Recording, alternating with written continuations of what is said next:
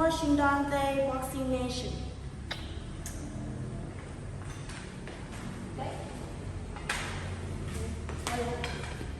Dante's Boxing Nation, what's going on, guys?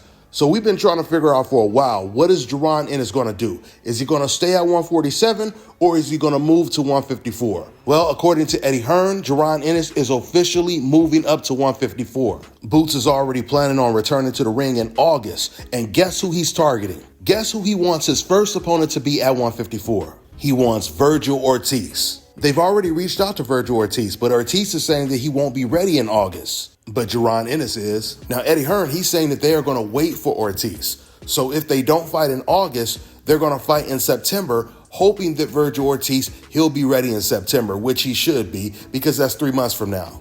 Eddie, he did an interview with Fight Hype. He cleared up the whole situation with the Teofimo Lopez fight before he started to talk about the Ortiz fight. And what I noticed in this interview is he's kind of retracting from the way he was talking before when it came to that Teofimo Lopez fight. Because before, he was almost making it sound like his own fighter Boots was ducking or avoiding Teofimo Lopez. Clearly, he got some backlash. Maybe it was from Boots' team directly or other people. But clearly, he got some backlash because now he's talking a lot different when it comes to the whole situation with Teo. Just switching topics a little bit. You know, Teo, Boots, it was a thing. It was rumored. Didn't happen that way. Last time I asked you, it was probably in England, and you had told me at that time negotiations weren't even starting yet. Seems like it moved along, but it didn't work out. Teo says Boots didn't accept. Can you clarify some of that for us? Just Boots is moving up. I mean, that's, you know, unfortunately after the Stanionis fight, he had his, you know, team around him, the doctors, the tests, and what they're basically saying is Boots is underperforming to his capabilities. You saw him on Fight Week. Like, it doesn't take a genius to see that it's hard work, right? And the amazing thing is he did that to Stanionis at 50% of his physical capabilities. And what he's saying is, and his team are saying, sooner or later, I'm not saying you're going to get a Keyshawn moment, but you could either underperform in the ring, have a nightmare weight cut, and it's just going to catch up with you. So it wasn't necessary. I loved the Teo fight, and so did Boots. But it was like, can I perform to the best of my abilities at 147? And the answer is, I can probably perform good enough to win, but not to the best of my abilities. So when you see Keyshawn, Boots at 154, you will see what I'm talking about. So it's very likely that those belts will become vacated. We're going to meet this week and make a final decision. But yeah, it's time to move to 54. And he's been unified at 47. Now it's time to try and become a 2-division world champion. I'm personally starting to think Boots, he just did not want to work with Teo. He didn't want to give him a shot at all, because there is no doubt in my mind, Boots, he would have knocked Teo out. That fight definitely would not have gone the distance. So he's moving up now to 154. And once again, Eddie, he's saying that they are going to wait for Virgil Ortiz. They said to us, would you fight Virgil Ortiz in August? And we said yes. And then they come back and said Virgil wasn't ready for August. I said, look, we're happy. That's a brilliant fight, one of the best in the sport. And Virgil's a great fighter. And we're talking to DAZN at the moment. I think Boots will fight around August time, early September. And then we'll make the Virgil Ortiz fight now. I mean, I think it's a brilliant fight at 54. We want to be involved in all the biggest fights. Obviously, he wants to win a world title. And there's a good chance that Virgil may end up getting that championship.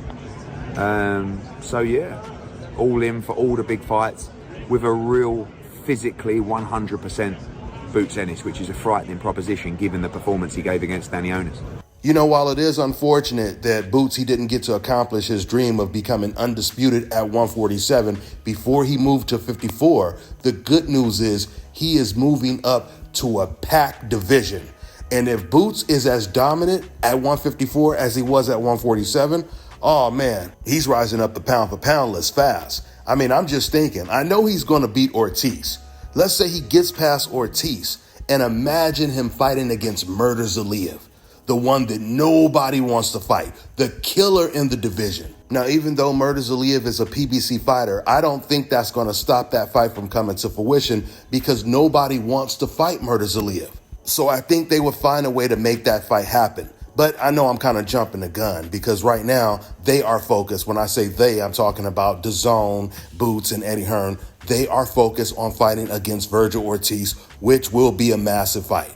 That's the fight that you guys said you wanted. I wanted to see it. Hell, this should really make Tim Bradley happy. Tim Bradley, he was going out of his way to call Bradley a duck. Well, now, and according to Eddie Hearn, they're ready for that fight. They're just waiting for Virgil Ortiz because he's not ready. But like I said, he should be ready by September. DAZN is going to push hard for this fight because this is one of the biggest fights that can be made at 154. You have two fighters. They both fight for the same network. Virgil Ortiz, he just came off of a big win over Madrimov.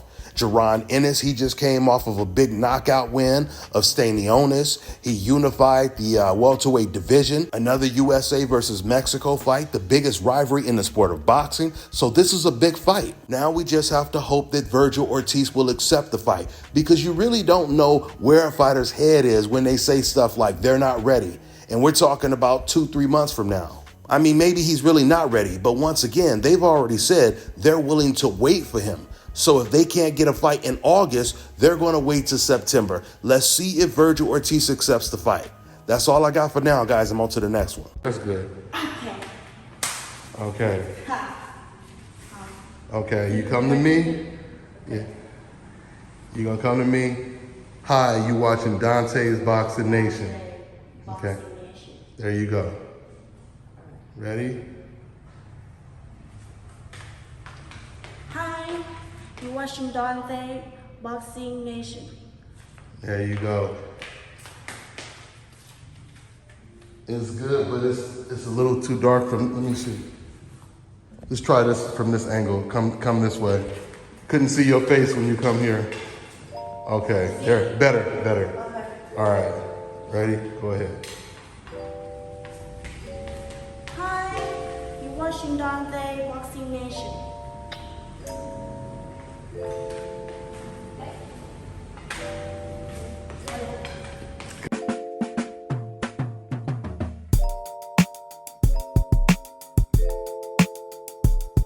All right, now check this out, guys. If you're looking to repair eczema scars, burns and bruises, dark spots and blemishes, fever blisters, diabetic ulcers, this right here is the perfect product for you guys. It's called Elo Diki Face and Body Oil. Athletes and top-ranking boxers, they're also using it after training to reduce swelling, inflammation, and to ease the pain. So get yours today. Go to elodiki.com, like them on Facebook, and follow them on Instagram.